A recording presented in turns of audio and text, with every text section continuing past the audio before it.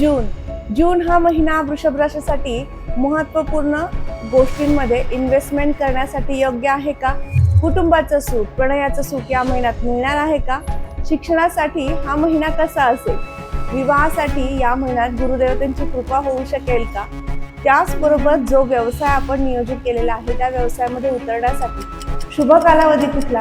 हे नमस्कार, आचार्य मंजुषा जोशी या युट्यूब चॅनलवरती आपल्या सगळ्यांचं सहर्ष स्वागत. आज आपण समजून घेणार आहोत प्रथमतः लग्नस्थानापासून म्हणजेच प्रथम स्थानापासून आपल्या राशी कुंडलीनुसार तुमच्या जीवनामध्ये वृषभ राशीच्या जातकांना सध्या स्थितीमध्ये असणाऱ्या गुरूंचं गोचर कसं असेल. या महिन्यामध्ये 1 जून पासून गुरु पुढील 13 महिन्यांसाठी तुमच्या राशी पत्रिकेतील तृतीय स्थानातनं गोचर करतील. अर्थात तिसरं घर परिश्रमाचं आहे. या महिन्यामध्ये थोडेसे परिश्रम अधिक करण्यास तुम्ही सुरुवात करणार आहात. जो काहीसा वेळ तुम्ही एखाद्या महत्त्वपूर्ण कार्यासाठी, कुटुंबाच्या सुखासाठी, कुटुंबातील मतभेद, कलह, वादवाद या काही गोष्टींना सोडवण्यासाठी दिला होता, आता तुम्हाला जास्तीत जास्त प्रयत्न तुमच्या व्यापारामध्ये परिश्रम करण्यासाठी या महिन्यात प्रकर्षाने दिसून येत आहेत.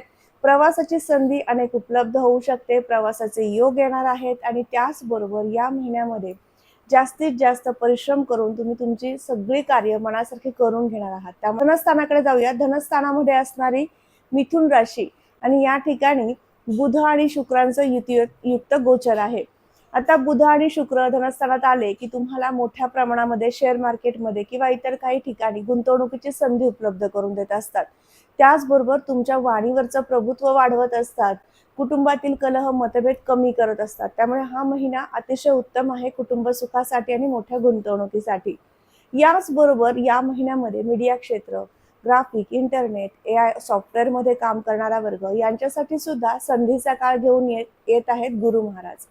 गुरुग्रह हे तृतीय स्थानातनं जेव्हा गोचर करतात त्यावेळेस या सगळ्या क्षेत्रातील व्यक्तींना अतिशय उत्तम प्रकारे त्यांच्याकडनं कलात्मक कार्य करून घेत असतात. तुमच्यामध्ये स्मार्ट वर्क करून देण्याची एक ताकद किंवा एक झळाळी निर्माण करून देत असतात. याचबरोबर चतुर्थ स्थानाकडे जाऊया. चौथं घर हे सर्व प्रकारच्या सुखांचं आहे. चौथं घर मातृसुखांचं आहे. चौथं घर वाहन वास्तूच्या सुखाचं आहे.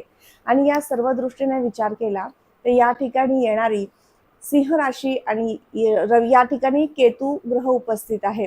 रवी याचे मालक होतात आणि रवींचं गोचर लग्नातनं होतंय. त्यामुळे हा महिना तुम्हाला मातृसुखासाठी, सर्व प्रकारच्या सुखांसाठी प्राप्त करून घेण्यासाठी स्वतःमध्ये एक महत्वाकांक्षा जागृत करून देणारा असणार आहे. तसेच पंचम स्थानाकडे जाऊयात. 5वं घर शिक्षण, संतती आणि प्रणय दर्शवतं. शिक्षणाच्या दृष्टीने विचार केला तर बुधांची स्थिती उत्तम आहे. बुध मिथुनेतनच गोचर करतात. त्यामुळे बुध तुम्हाला स्वतःमध्ये अभ्यास करण्याची जिद्द निर्माण करून देतील. संपूर्ण महिना हा कालावधी उत्तम असणार आहे आणि त्याचबरोबर प्रणय सुख सुद्धा अतिशय उत्तम मिळेल.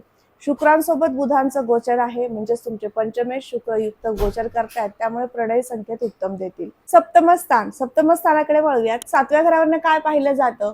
7व्या घरावरनं तुमच्या पार्टनरचं सुख पाहिलं जातं. अर्थात जोडीदाराचं सुख. पार्टनरशिप मधील व्यवसाय करताय तर त्या व्यावसायिक पार्टनरचं सुद्धा तुमच्याकडे कामानिमित्त प्रत्येक गोष्टीतलं सहकार्य सुद्धा आपण 7व्या घरावरनं पाहतो. या दोन्ही दृष्टीने विचार केला, मंगळाची स्वराशीतली असणारी स्थिती आणि तीही 12व्या स्थानातनं, त्यामुळे मंगळांची अष्टम दृष्टी ही सप्तम स्थानावर येत असल्यामुळे काही अंशी मतभेद, कलह हे होऊ शकतात, पण फार मोठ्या प्रमाणात त्याची तीव्रता नसणार आहे. त्याचबरोबर सप्तम स्थानावरनं आपण जोडीदाराचं सुख जसं पाहतो तसेच विवाह इच्छुक वधूवरांचे लग्नाचे योग सुद्धा पाहत असतो. मग या महिन्यामध्ये लग्नासाठीचे योग कसे आहेत तर त्यासाठी सांगू इच्छिते, निश्चित या महिन्यामध्ये विवाहाचे शुभ संकेत सुरू होणार आहेत. कारण 1 जून पासून गुरुग्रह तृतीय स्थानातनं गोचर करतील, पंचम दृष्टीने सप्तमाला पाहतील. त्यामुळे तुम्हाला योग्य असणारा पार्टनर तुमच्या आयुष्यात ते घेऊन येऊ शकतात. तुमचे अथक प्रयत्न आता सुरू करणं आवश्यक आहे. राशीपत्रिकेतील सप्तम स्थानावरून आपण जेव्हा पार्टनरशिप मधील कुठला व्यवसाय करावा अशाही दृष्टीने पाहत असतो आणि या दृष्टीने सांगू इच्छिते, जेव्हा ही सप्तम स्थानावर गुरूंची दृष्टी येते त्यावेळेस तुम्हाला कलात्मक वस्तू, कागद, कापड या संदर्भातील व्यावसायिक करणाऱ्या वर्गाला निश्चित चांगलं यश देत असतात. आर्किटेक्चर या क्षेत्रामध्ये काम करणाऱ्या वर्गाला सुद्धा सुंदर असं यश निर्माण करून देणारी स्थिती गुरूंच्या कृपेने आता सुरू होत आहे. भाग्यस्थान भाग्य आणि शुभ संकेत दर्शवतं आणि या दोन्ही दृष्टीने भाग्यस्थानावर गुरूंची दृष्टी आहे, त्यामुळे हा महिना तुम्हाला संपूर्णपणे भाग्याची साथ उपलब्ध करून देईल. निश्चित तुम्हाला तुमच्या आवडत्या तीर्थस्थळी, धार्मिक स्थळी भेट देण्याचे शुभ संकेत घडून आणतील आणि त्याचबरोबर तुमच्या आवडत्या व्यक्तींसोबत जास्तीत जास्त सहवासात राहण्याचे सुद्धा शुभ संकेत घेऊन येईल. या संपूर्ण महिन्यामध्ये अधिक प्रवास होणार आहे. प्रवासामध्ये काही अंशी तुम्हाला त्वचा विकार किंवा दगदग होणं, धावपळ, पाय पावलांमध्ये थकवा या सगळ्या गोष्टी सुद्धा होऊ शकतात, पण फार मोठ्या प्रमाणात या तक्रारी नक्कीच नाहीयेत. राशीपत्रिकेतील दशमस्थानाकडे जाऊया. 10वं घर हे कर्मस्थान म्हणून ओळखलं जातं. व्यवसायाचं सुद्धा हे स्थान आहे आणि नोकरीचं सुद्धा हे स्थान आहे. तुम्हाला नवीन नोकरीचा शोध घ्यायचा आहे, तर तो शोध आता निश्चित पूर्ण होऊ शकतो. शोध आता थांबू शकतो, कारण या महिन्यामध्ये नोकरीसाठी शुभ संकेत आहेत.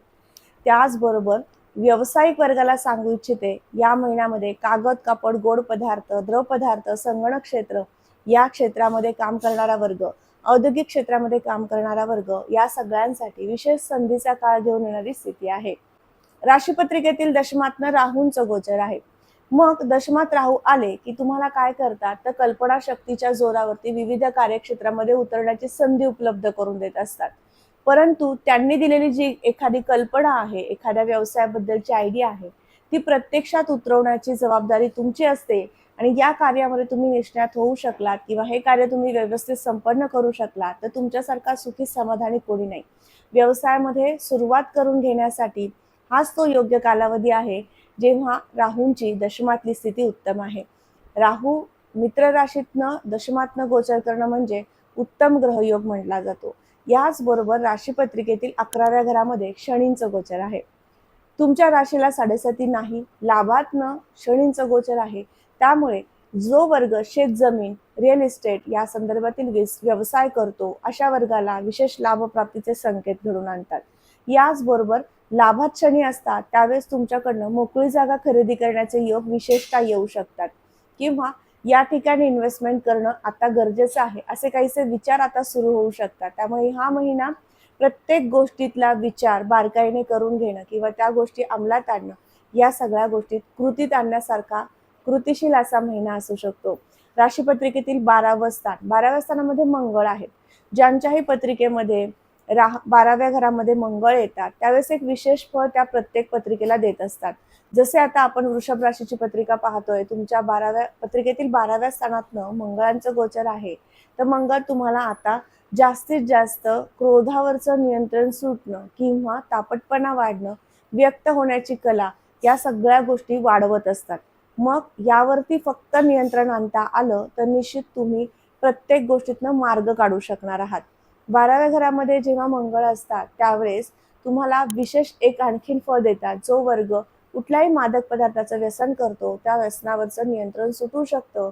म्हणून या महिन्यात काय काळजी घ्याल, तर सगळ्यात प्रथम 12व्या स्थानातील मंगळांची शुभ फळे तुम्हाला मिळावी, तुमच्यामध्ये एक ऊर्जा, शक्ती प्राप्त व्हावी आणि त्यामुळे तुमच्या व्यवसायावरती चांगले परिणाम प्राप्त करून घेता यावेत.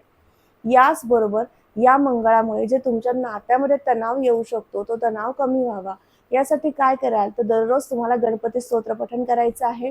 रोजच्या दिनचर्येमध्ये जास्तीत जास्त दशमातील राहू आहेत, तेही कुंभ राशीमधून, त्यामुळे कल्पनाशक्ती आणि त्याचा योग्य पद्धतीने तुम्ही कामामध्ये वापर करून घेता यावा, यासाठी मारुती स्तोत्राचं पठण करायचं आहे. आज आपण समजून घेतलं वृषभ राशीच्या जातकांना संपूर्ण जून महिना कसा असणार आहे. आजचा हा महत्त्वपूर्ण व्हिडिओ तुम्हाला कसा वाटला लगेचच कमेंट करून सांगायचं आहे.